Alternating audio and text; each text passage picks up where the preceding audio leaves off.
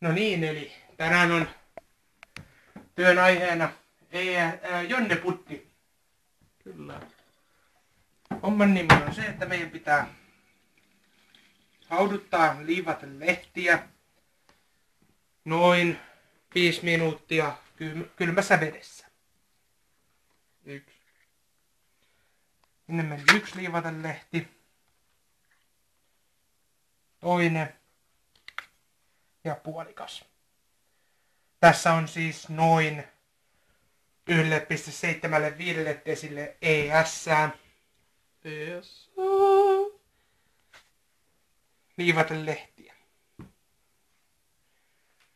Ohjeitahan ei kukaan käytä, mutta mä nyt luen niitä vähän tästä nopsaa.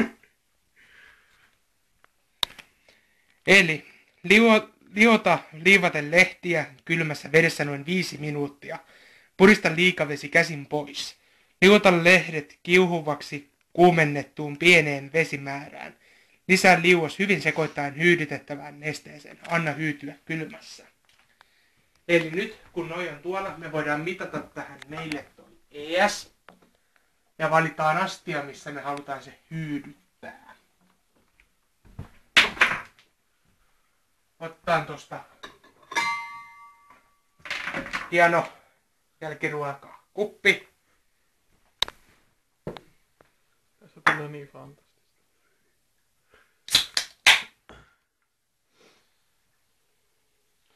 Aukastaan ES, joka on noin huoneen lämpöinen.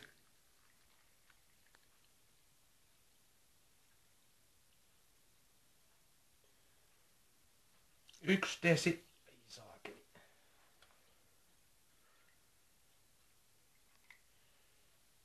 Ja 0,75 desiä noin. Tämmönen määrä saadaan hyydytettyä.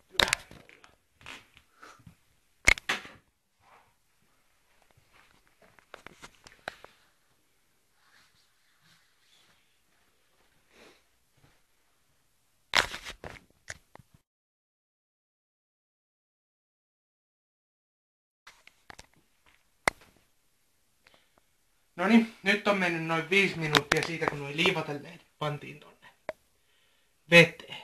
Nyt ottaa kaikki nämä ihanat lehdet tähän käteen ja puristetaan ylimääräinen vesi pois. Noin. Sitten täällä on vettä ja kuuma levy. Laitetaan lehdet tonne ja aletaan sekoittaa niin kauan, että tästä tulee sellaista. Niin kauan, että se on kunnolla sekaantunut tonne veteen.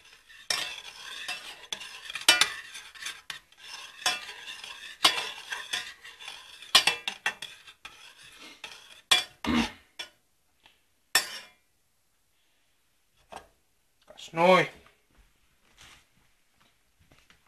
Sitten meillä on tämä ES. Kaadetaan varovasti ja pitää samalla sekoittaa hyvin tämä neste tänne.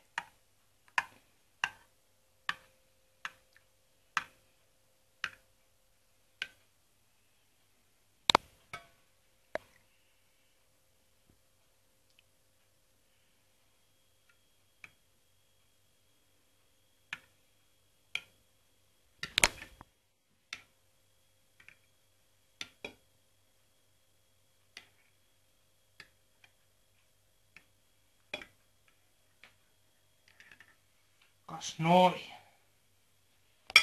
Nyt meillä on siinä lähes valmis jonneputti. Seuraavaksi nostetaan se jääkaappiin vähän jäähtyy. Voi pysy ovi auki.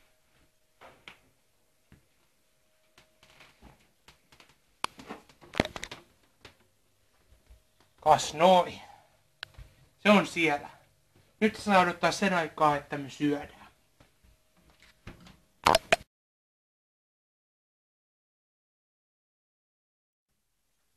No niin, nyt tää meidän jonneputti on jotakuinkin tehty. Meillä on täällä kivassa kunnossa oleva puttinki. Nyt koitetaan, jos me saatais se jäämään tuohon lautaselle. On muuten tiukassa. Oh. Ottaas tosta vähän veistä avuksi.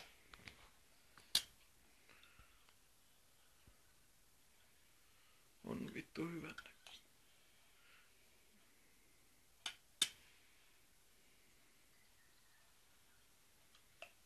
No niin. Noin. Nyt on enää ohjastakin. Noin se tuli Siinä on siitä. ihanan näköinen hyytelö. Sieltä jäi vähän se. Maistepas. No. Lusikka olisi tähän tarkoitukseen parempi. Kädellä. No niin. Se on aika jepo. Vähän mautonta, mutta kyllä sitä jonneen kelpaa popsia. Nyt me pistetään tää tästä 2 osaan ja nautiskellaan tuolla, kun tehdään virustenhakuvideo.